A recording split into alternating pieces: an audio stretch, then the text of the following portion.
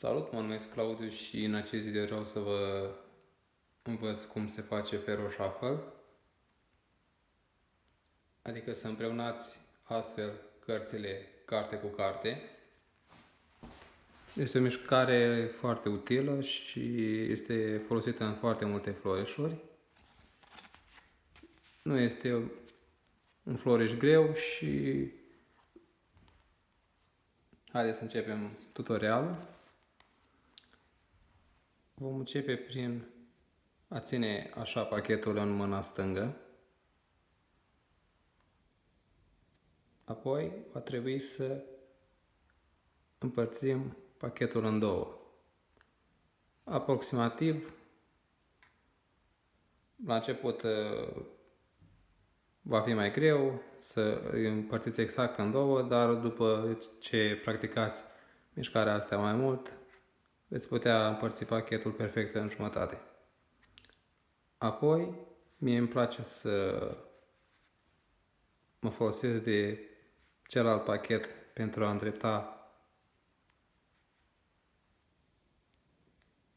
jumătățile de pachet. Apoi va trebui să venim cu degetul mic, să punem aici deasupra și să împreunăm cărțile. Haideți să vă mai arăt o dată. Devenim, despărțim, îl îndreptăm.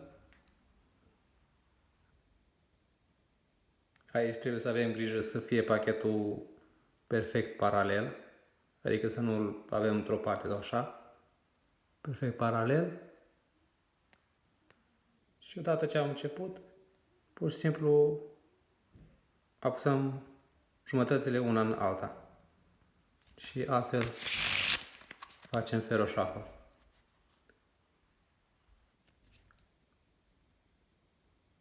Pentru asta, bineînțeles, veți avea nevoie de un pachet profesional